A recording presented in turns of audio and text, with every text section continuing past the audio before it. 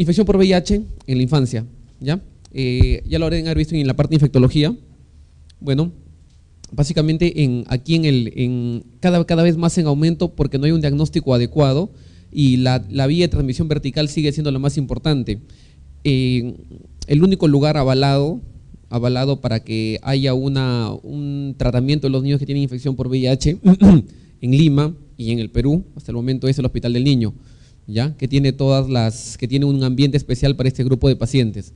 Hemos tratado en otros hospitales pacientes de este tipo porque la frecuencia cada vez está en aumento, sobre todo las complicaciones, y muchas veces estos pacientes se diagnostican, por ejemplo, un niño que tiene 10 años, infección o neumonía recurrente, le hicieron en el estudio de neumonía recurrente, le hacen un estudio de VIH y salió positivo. Entonces es cada vez más frecuente, simplemente hay que buscarlo, ¿ya? La infección por VIH, el virus ya lo conocen, el virus de inmunodeficiencia humana, es un cuadro grave sintomático en la parte infantil y se caracteriza porque una cuarta durante el primer año, los pacientes, una cuarta parte de ellos cumple criterios de SIDA y no llegan a sobrevivir más de 3 años. ¿Esto qué quiere decir?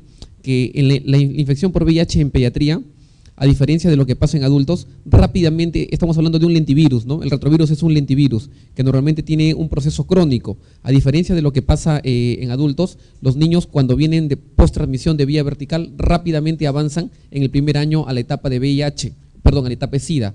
Entonces rápidamente estos niños tienen que ser tratados y vamos a ver que uno de los esquemas de tratamiento es que todo paciente debe recibir targa independientemente del conteo de células CD4 en el primer año de vida. ¿Por qué? Porque en el primer año ya pueden estar en estadio SIDA y morir en menos de 3 años de edad. Para tener en cuenta, miren, con respecto a la parte de epidemiología, en los próximos 10 minutos en el mundo 50 jóvenes se infectan con VIH, 40 niños quedarán huérfanos en casa a causa del SIDA y 10 fallecerán por la misma enfermedad. En el Perú, en el año 83 fue diagnosticado el primer peruano enfermo de SIDA. En el 86, 2 mujeres fueron diagnosticadas como enfermas con SIDA y en el 87 nace la primera criatura peruana portadora del VIH. Todos los días, mire, se producen cerca de 1.800 infecciones por VIH entre los niños y niñas menores de 15 años, la mayoría debidas a la transmisión de madre e hijo. 1.400 niños y niñas menores de 15 años mueren debido a enfermedades relacionadas con el SIDA y más de 6.000 jóvenes entre 15 y 24 años contraen el VIH. Entonces, con todo esto, les quiero decir que cada vez es más frecuente, pero simplemente hay que buscarlo. No se busca, por eso generalmente pasa desapercibido o es infradiagnosticado. Cada año nacen en el Perú unos 450 niños con el virus de inmunodeficiencia humana, pues la principal vía de contagio es por medio de sus progenitoras. La etiología, ya la conocemos, el virus de inmunodeficiencia humana es un retrovirus perteneciente a la familia de los lentivirus. Las infecciones más frecuentes son hay 2 tipos, VIH1 y VIH2. La más frecuente es el VIH1. Las infecciones por lentivirus ocasionan un curso crónico de la enfermedad, un periodo largo de latencia con replicación viral persistente y alteraciones a nivel del sistema nervioso central. Entonces, es un periodo largo que generalmente los pacientes lo pueden pasar. Si clasificamos más o menos un 100% de pacientes que tienen infección por VIH, más o menos en menos de un 10% hacen lo que les dije yo, transmisión vertical, y en el primer año llegan a ser estadio SIDA. Pero la gran mayoría de ellos pueden llegar hasta los 8 o 10 años de edad recién manifestando la etapa de SIDA. No sabemos cuál de ellos pueden avanzar más que otros, por eso se toman las medidas inmediatas en todos ellos. Cada día se calcula que se producen 1.010 viriones con un índice de mutación de 3.4 por 10 a la 5 por nucleótido. ¿Qué quiere decir esto? Que normalmente es un virus de alta replicación y al tener una alta replicación hace que constantemente este virus esté cambiando, constantemente esté mutando, y debido a estos índices de mutación que presenta es porque cada vez que se ataca se le da un esquema de tratamiento. Ese esquema de tratamiento puede ser, el virus puede hacerse resistente a ese esquema. ¿Por qué? Porque la tasa de mutaciones es bien alta, por eso constantemente los pacientes tienen que estar cambiando y cambiando de esquema de tratamiento. El virus, de afuera hacia adentro. Miren, está compuesto por una membrana lipídica, ya, lipoproteica, donde tenemos la GP120 y la GP41. La GP120 y la GP41, su función son glucoproteínas, que su función es unirse a otras células. La GP120 tiene la característica de tener una alta heterogeneidad. ¿Qué significa esto? Que cada vez que se le busque vacunas para el VIH, esta alta heterogeneidad de la GP120 va a dificultar que se encuentre una vacuna que sea eficaz. La GP41 también es una glucoproteína de membrana. Las dos tienen la función de ¿qué? De unirse a las células del huésped, antígenos leucocitarios humanos, HLA clase 1, clase 2, a linfocitos T, CD4. Entramos un poquito y vamos a encontrar a la P17, que es una glucoproteína, pero que se encuentra dentro de la membrana, dentro de la cubierta. Entramos un poco más, tenemos el antígeno P24, que es importante y muy importante en el diagnóstico de la infección por VIH en pediatría.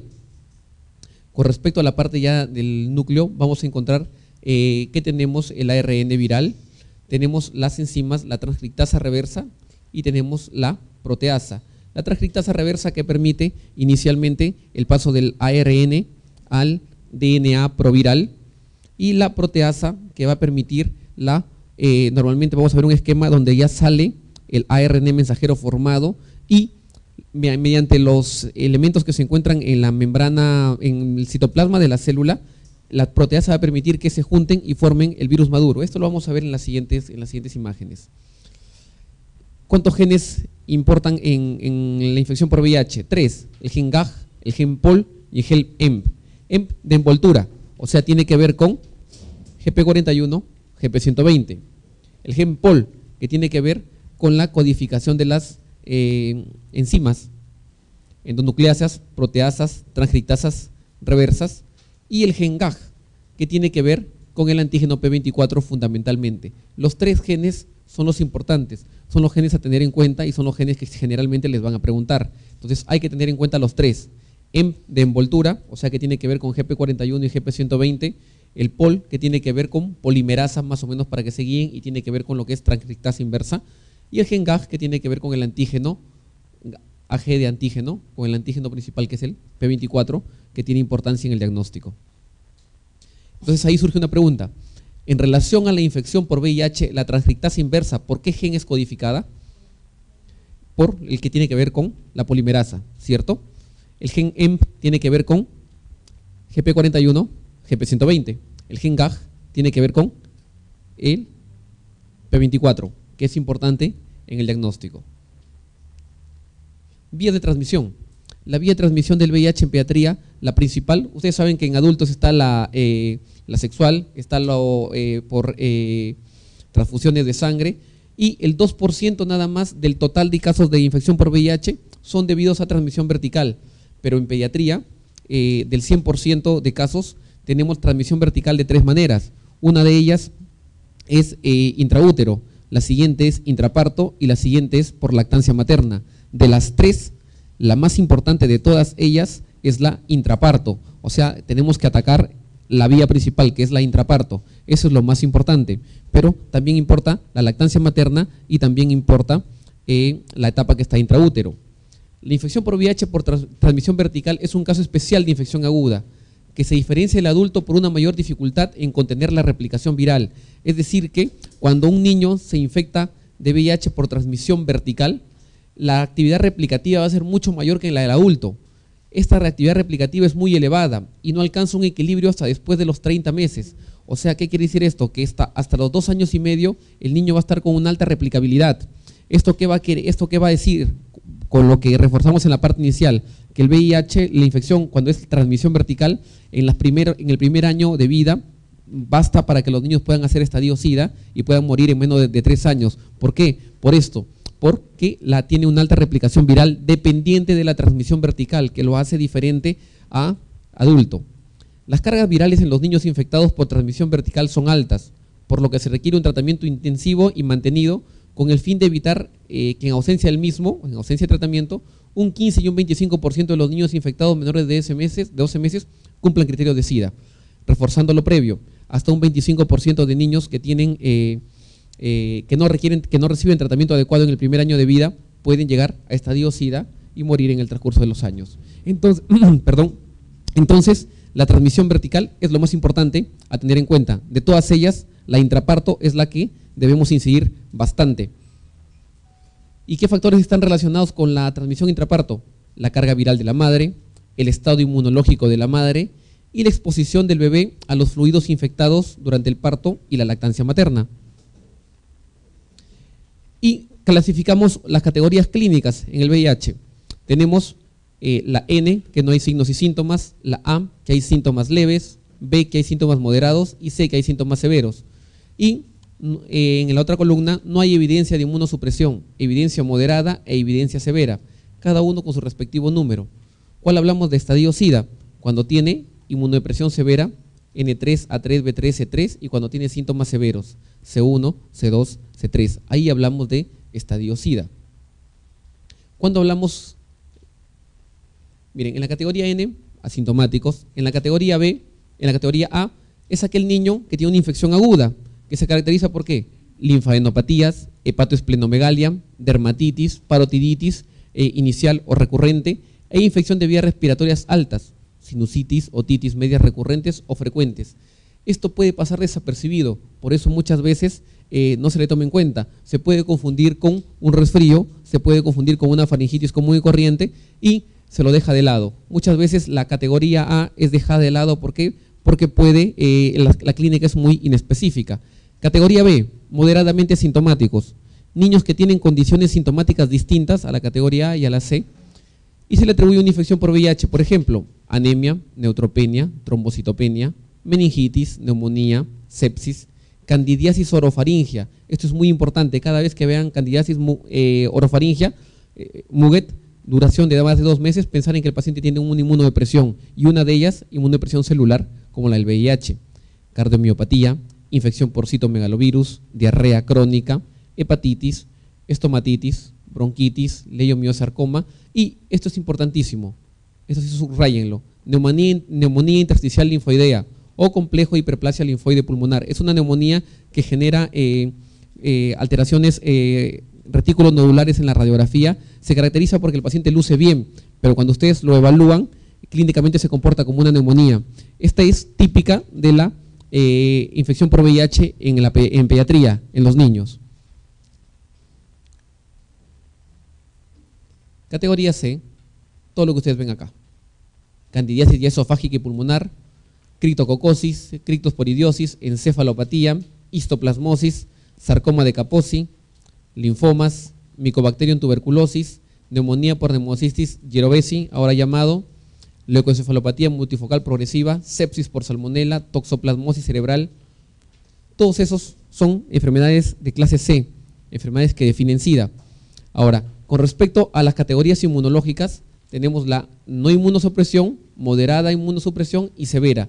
Esto va a variar de acuerdo a la edad, a diferencia de adultos que comienzan ustedes a partir de 500 unidades por microlitro, en niños no, va a variar de acuerdo a la edad. Miren, cuando no hay inmunosupresión, más de 1500. Cuando hay moderada, cuando el niño es menor de 1 año, entre 750 y 1500. Y cuando hay severa supresión, menos de 750. Es decir, que un niño menor de 1 año de edad tiene menos de 750 y ya lo consideramos inmunosuprimido. Si tomamos en cuenta el número total de células CD4 que debería tener, más de 25, de 15 a 24 y menos de 15. O sea, todo lo que implique menos de 15% de conteo de células 4, estamos hablando de inmunodepresión severa independiente de la edad. Moderada de 15 a 24% independiente de la edad y más de 25 no hay supresión. ¿En qué edad se equipara los valores o los conteos del niño con lo del adulto? A partir de los 6 años de edad. A partir de los 6 años de edad consideramos como no supresión más de 500, moderada supresión de 200 a 499 y severa supresión menos de 200. Entonces todo esto de acá lo hace diferencial al niño del adulto, teniendo en cuenta el conteo de CD4. Y la evolución. La evolución, miren, tenemos varios elementos a tener en cuenta. Conversamos que era un lentivirus, que este lentivirus, infección crónica, replicación constante y que en el transcurso de los años va a generar las complicaciones propias de la enfermedad debido a la inmunosupresión y el paciente fallece. Sigamos, mire, infección primaria. La infección primaria va avanzando progresivamente. Los conteos de células CD4, que son los que tenemos en la línea amarilla, a medida que van cayendo, a medida que van pasando los años, la clínica del paciente, que se mantiene con una latencia al inicio, comienza a aumentar a medida que caen los CD4 Y a medida que caen los CD4 comenzamos a tener las complicaciones propias de la enfermedad, las enfermedades oportunistas, sobre todo presentes en el caso de los niños menos de 750, menos de 500 o cuando tienen más de 6 años, menos de 200, son el elemento que van a llevar a la muerte del paciente. En la etapa inicial el síndrome VIH agudo es inespecífica su clínica, ya vimos anteriormente, que se comporta como una faringitis común y corriente. Las complicaciones. Esto, más de 500, se juega para cuando el niño tiene más de 6 años de edad. Para el niño cuando tiene menos de un año de edad es más de 750 y cuando tiene un año y entre 6 años más de, ¿cuánto? ¿Más de cuánto? Menos de 750, menos de 500 y menos de 200. Candidiasis vaginal, de 200 a 500, neumonía por neumococo, tuberculosis, herpes, candidiasis orofaringia, criptosporidium, sarcoma de Kaposi, logoplasia vellosa oral. Menos de 200, neumonía por neumocitis yerovesi, histoplasmosis y criptococosis, TBC miliar y extrapulmonar, leucoencefalopatía multifocal progresiva. Menos de 100, herpes simple, toxoplasma, criptococo, criptosporidium crónico, candidiasis esofágica y menos de 50, citomegalovirus diseminado y complejo Mycobacterium avium intercelular. ¿Por qué es importante saber esto? Porque según el conteo de células CD4 yo puedo hacer profilaxis para estos pacientes y las profilaxis que más importan son la profilaxis por neumocitis yerovesi y la complejo Mycobacterium avium. Para Mycobacterium avium yo utilizo claritromicina como medicamento para profilaxis y para neumocitis yerovesi yo utilizo trimetoprim sulfametoxazol, el Bactrim, que es una de sus pocas utilidades que tiene en la edad pediátrica. El diagnóstico. Entonces, habiendo tenido en cuenta que una madre puede tener un hijo con una probabilidad de que tenga infección por VIH, hay que tener en cuenta de que yo tengo que hacer una profilaxis para esta transmisión vertical, como vamos a ver posteriormente. Pero si es que no la hice, lo primero que tengo que hacer es tratar de identificar que este paciente tenga o no tenga una infección por VIH.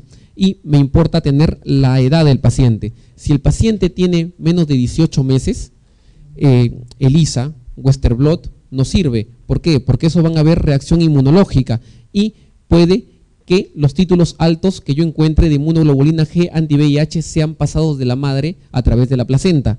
Entonces no me va a diagnosticar VIH en ese momento, porque puede ser transmisión materna. O sea, ELISA, Western blot, tomado en niños menores de 18 meses de edad, no sirve para diagnóstico de VIH. ¿Qué sirve? Cultivar el virus. ¿Qué sirve? Reacción en cadena de polimerasa. PCR acá es reacción en cadena de polimerasa. Es altamente sensible y específica. ¿Qué también sirve en menores de 18 meses? Tomar el antígeno P24.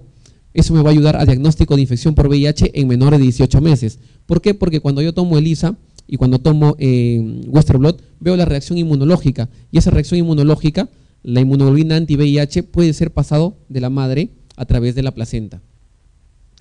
El ELISA recién es útil a partir de los 18 meses de vida, igual que el Western blot. Y si yo ya diagnostico que el paciente tiene una infección por VIH, yo tengo que ver qué tratamiento le voy a dar. Miren, hay dos etapas importantes a definir en el tratamiento. Una es la etapa preintegración, que es todo esto, y otra es la etapa la etapa replicativa. En la etapa preintegración, su nombre lo dice, yo tengo que evitar que haya una integración y que se forme el DNA proviral, o sea, este DNA. A través de la transcriptasa reversa, al entrar el virus, va a generar que su RNA se transforme en un DNA proviral, y este DNA proviral pase luego al núcleo y a través de transcripción me permite generar el RNA mensajero. Este RNA mensajero va a salir al citoplasma y en el citoplasma va a encontrar todas las proteínas típicas que forman parte de la envoltura del virus y va a generar la unión por medio de la proteasa, y al unirse va a salir el virus ya formado. Entonces, ¿yo dónde debo atacar? Justamente acá, a nivel de la transcriptasa reversa, y tenemos inhibidores nucleósidos y no nucleósidos. Los nucleósidos actúan en una zona y los no nucleósidos en otra zona de la transcriptasa reversa, no actúan en un mismo lugar de la transcriptasa reversa. De esa manera yo evito la integración. De esa manera yo actúo a nivel de la transcriptasa reversa y evito que se forme el DNA proviral.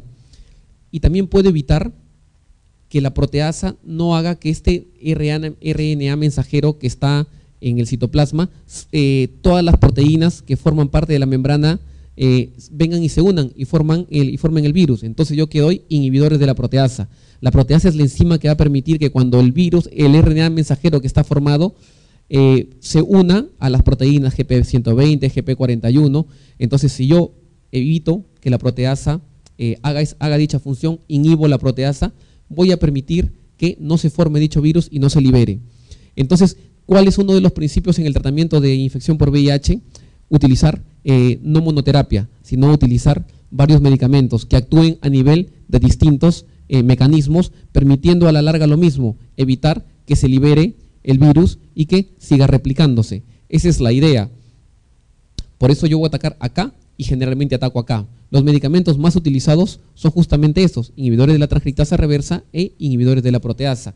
Los inhibidores de la transcriptasa reversa, los inhibidores de la proteasa son útiles, son los que generalmente más interaccionan con otros medicamentos y son los que generalmente más reacciones adversas dan. ¿Cuáles son los objetivos de la terapia? Mejorar o preservar la función inmunológica del niño infectado por VIH, prevenir o restaurar el crecimiento y desarrollo normal, prevenir complicaciones infecciosas y neoplásicas, o sea, evitar que llegue estadio SIDA, prolongar la sobrevida y mejorar la calidad de vida, y lograr niveles de carga viral indetectables y mejorar los niveles de CD4. A la larga es tratar de lograr que el CD4 se mantenga en niveles adecuados, con una protección adecuada del niño y que tratar de que la carga del virus esté totalmente indetectable para que no se presenten las complicaciones que hemos visto tanto en el estadio C. ¿Y cuál es el tratamiento antirretroviral de gran actividad? ¿Cuál es la función? Disminuir la carga viral y aumentar los niveles de CD4, que es lo que acabamos de ver. Cuando yo doy 2 o 3 terapias, generalmente 3 terapias, hasta 4 en determinado momento, hay menos posibilidades de resistencia, mayor posibilidad de reacciones adversas medicamentosas. El hecho de que un medicamento entre en contacto con 2 más al mismo tiempo tiene el riesgo de que hayan interacciones medicamentosas entre unos y otros. A la cabeza, inhibidores de proteasa son los que generalmente generan más reacciones de interacción entre unos fármacos y otros. Y se monitoriza con CD4 y carga viral. Combinaciones de drogas utilizadas, generalmente inhibidores de nucleósidos de la transcriptasa reversa más un inhibidor de la proteasa. La gran mayoría de veces se comienza con estos dos. Otras veces se comienza con inhibidor 2 de la transcriptasa reversa, pero nucleósidos, y 1 no nucleósido. Combinar 3 inhibidores nucleósidos, que está en rojo, acá, de repente no se nota, combinar los 3 lleva riesgo de ¿qué? De que genere más efectos adversos, porque los 3 están actuando por el mismo mecanismo de acción. Entonces la idea es combinar mecanismos de acción que actúen en sitios diferentes. 2 inhibidores nucleósidos más 2 inhibidores de proteasa, terapia cuádruple. 3 inhibidores nucleósidos de la transcriptasa reversa, o 4 más combinaciones de drogas, también se puede utilizar. A la larga, ¿qué hacemos nosotros? Iniciamos con un esquema y ese esquema lo vamos monitorizando en el tiempo. Según cómo vaya respondiendo el paciente, veremos la necesidad de cambiar o no cambiar los medicamentos. Eso depende del grado de resistencia que esté haciendo el paciente. Tener en cuenta también que cuando el niño está todavía en el vientre materno, la madre está tomando targa y probablemente los mismos medicamentos pasan al niño, de tal manera que cuando yo inicio un esquema, que aparentemente el niño es virgen para el tratamiento, él ya tiene contacto con los medicamentos que ha estado tomando la madre, entonces probablemente él también tenga una resistencia. La idea cuando yo doy tratamiento targa es tratar de evitar interacciones entre los medicamentos, entre uno y otro, y tratar de que haya o resistencia cruzada entre otros medicamentos. De esa manera evito que el paciente tenga complicaciones. Tener en cuenta además que el paciente va a tomar medicamentos idealmente para toda la vida. Entonces tratar de encontrar los medicamentos en los primeros esquemas que me permitan lograr efectividad y no irme hasta el medicamento más caro o de mayor actividad en un determinado momento. ¿Por qué? Porque tengo que guardarlos para posterior. O sea, tratar de utilizar los que generen menos interacciones y menos resistencia desde el inicio. Y aquí miren. Vamos con los inhibidores nucleósidos de la transcriptasa reversa. A la cabeza, primero la acotación, recomendados en pediatría y en la madre, alternativos, y los que están acá no están totalmente avalados aún. Sidobudina. La sidobudina es el más utilizado tanto en la parte perinatal, tanto en la parte de embarazo como en la parte cuando el niño nace. Lamivudina es el siguiente. Combinación a veces que se utiliza sidobudina con lamivudina. Alternativos, didanosina, estabudina, salcitabina, no está demostrado en niños, sí en adultos. La gran mayoría de ellos generan acidosis láctica, sobre todo cuando se combina didanosina con estabudina. Si veo los inhibidores no nucleósidos de la transcriptasa reversa, tenemos nevirapina y efavirenz. La nevirapina no genera teratogenicidad, aumenta el riesgo de hepatotoxicidad en mujeres que inician tratamiento con CD4 más de 250. Hay que tener control frecuente de este medicamento en los primeros 18 meses de vida. El efavirenz no está recomendado, pero vamos a ver que no está recomendado a partir de una cierta edad. Menos de 3 años de edad no lo damos. Efavirenz se puede dar a partir de los 3 años de edad como elemento del tratamiento. Inhibidores de la proteasa, nelfinavir, saquinavir y ritonavir son los recomendados. A la cabeza, nelfinavir. Alternativos, indinavir, lopinavir, ritonavir y ritonavir. No hay datos para ninguno de los que vemos acá. Inhibidores de fusión, incluso en los adultos está todavía en estudio. Dime.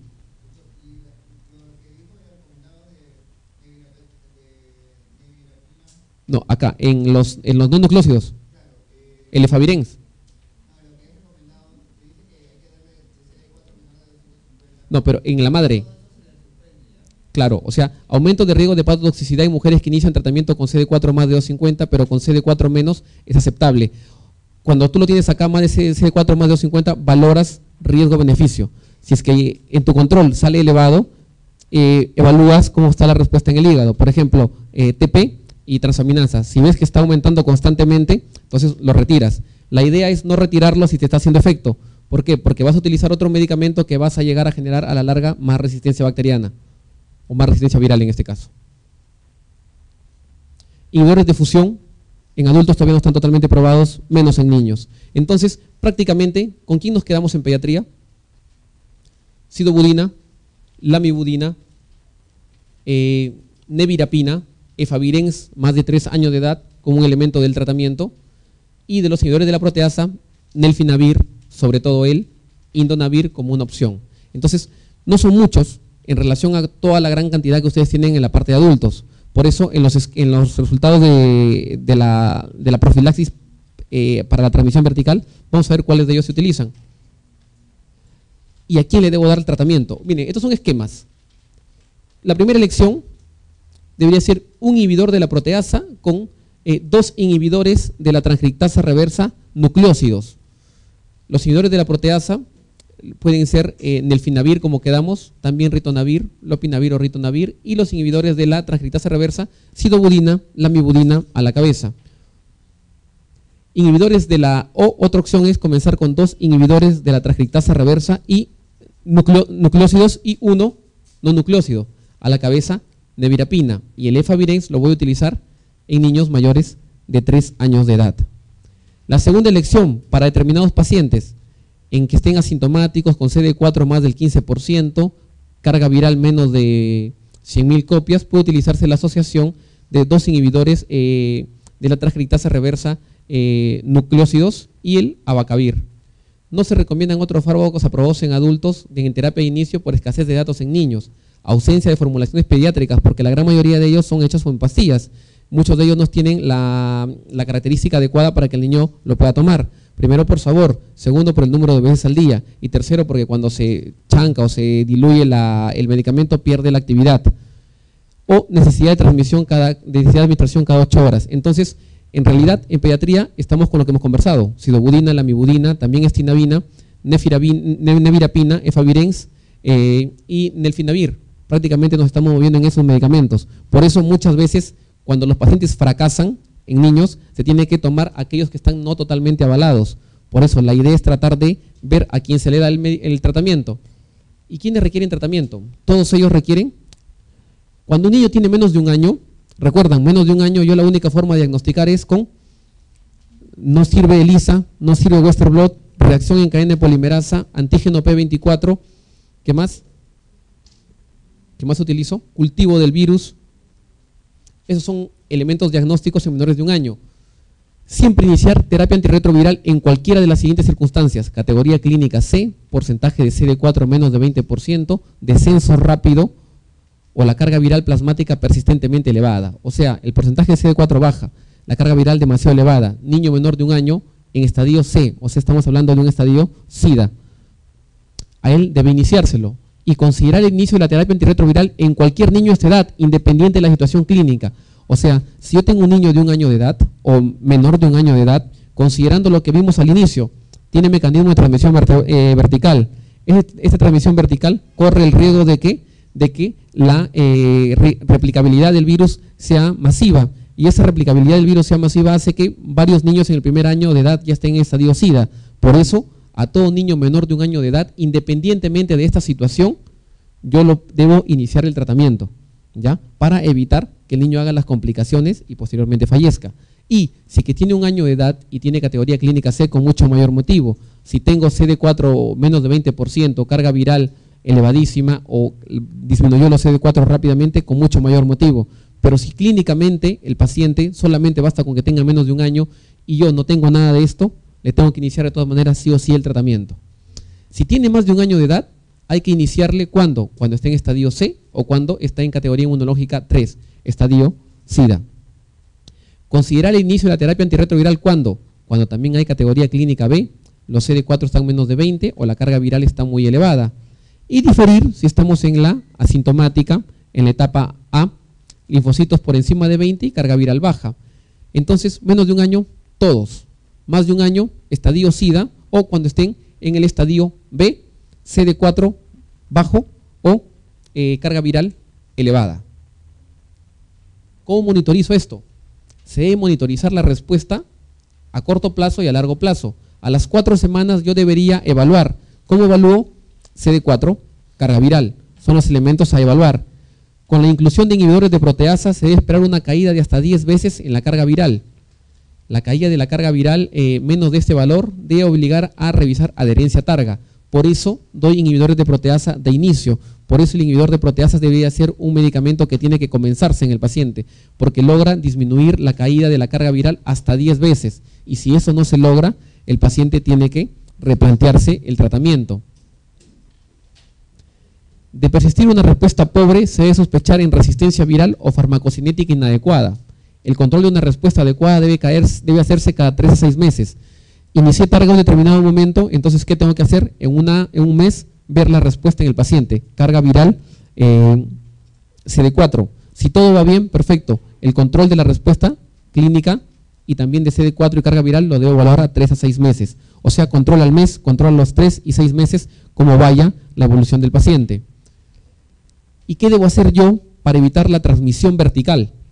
Entonces, si la transmisión vertical es el principal problema en la infección por VIH, es decir, intraútero, intraparto, lactancia materna, yo debería atacar los 3 lugares. De los 3, el que genera más problemas es el intraparto.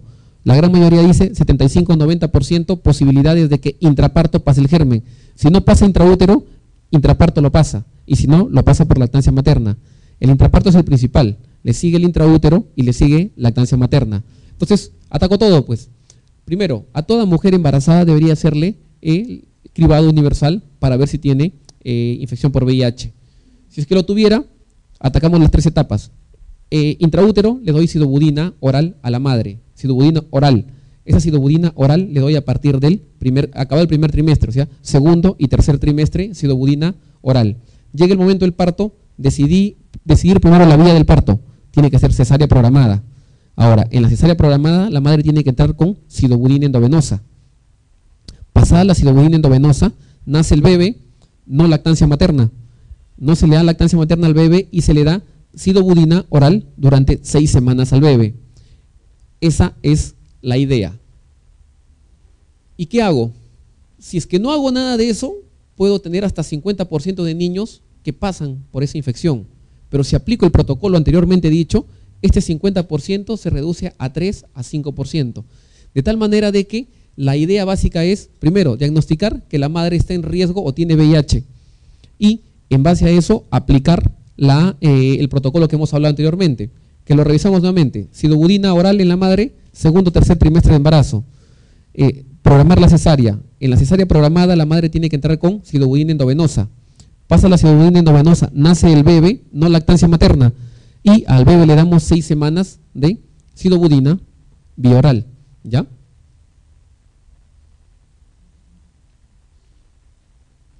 Entonces, VIH en pediatría básicamente es atacar transmisión vertical. ¿Ya? Saber algunas cuestiones del virus, GP41, GP120, el P24 que da diagnóstico, y saber los mecanismos de acción de los medicamentos, en dónde actúa cada uno de ellos. A diferencia de los adultos, en niños nos quedamos con una poca cantidad de medicamentos totalmente avalados.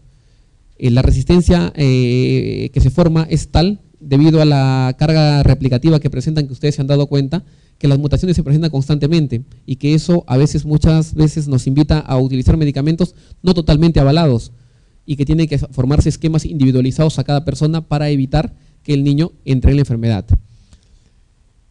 Marque lo correcto con respecto a una madre con infección por VIH cuyo hijo nace sin evidencia de infección. Marque lo correcto con respecto a una madre con infección por VIH cuyo hijo nace sin evidencia de infección. ¿Qué debo hacer? ¿No debo dar lactancia materna? Puede darle lactancia materna si está en un país subdesarrollado. No hay ningún riesgo si no hay enfermedad materna. Debe evitarse solo si hay escoriaciones en las mamas. No hay linfocitos CD4E. ¿Qué sería lo correcto? No dar lactancia materna. Señale lo correcto en relación a la infección por VIH en niños. Y otra pregunta acá, adicionalmente, supongo que lo han visto en Infecto. Infección, transmisión vertical de hepatitis B. ¿Difiero a cesárea o no difiero a cesárea? Y eso tiene que ver con la disminución del riesgo de que el hijo tenga hepatitis B o no tiene nada que ver. Porque acá sí le paso a cesárea, ¿no? Porque tiene que ver. Es un punto, vamos a discutirlo. Miren, ¿cuál es la vía principal de transmisión del VIH en la infancia? Vertical, ¿de acuerdo?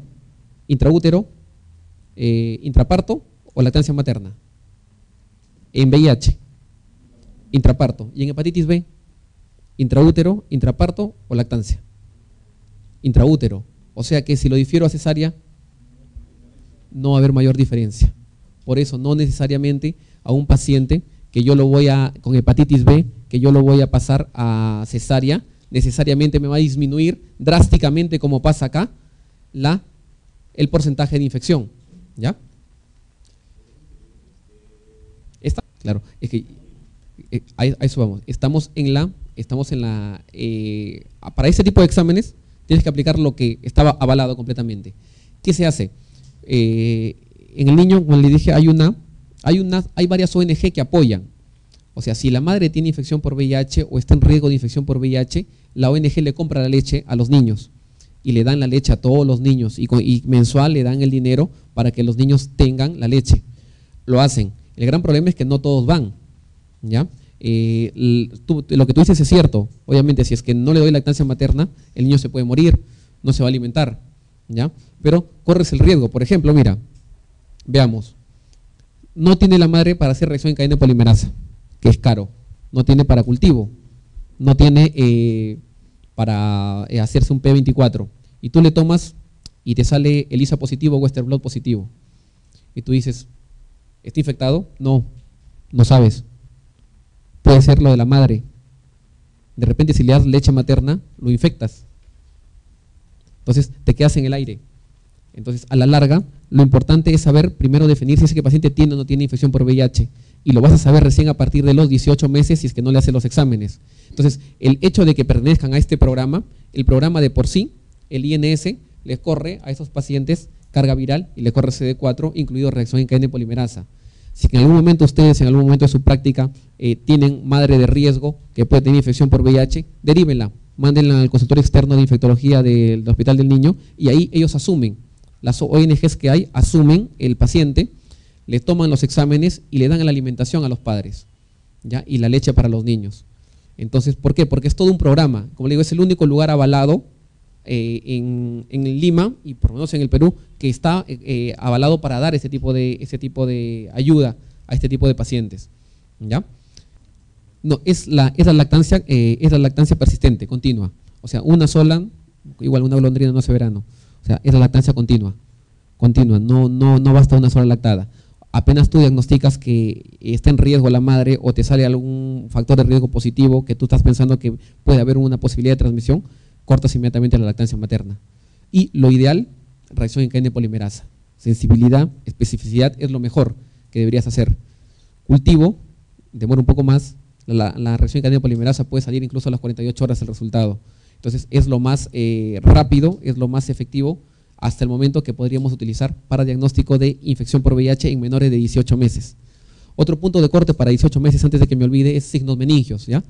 Los signos meningios recién se encuentran a los 18 meses de edad, 1 año y medio. Por eso, para diagnosticar meningitis en pediatría, no tomamos en cuenta signos meningios en menores de 18 meses de edad porque recién aparecen a partir de los 18 meses, ¿ya? Siguiente, miren, señalen lo correcto respecto a la infección por VIH en niños. Es muy poco probable porque no tienen actividad sexual. Solo están en riesgo los que reciben transfusiones sanguíneas.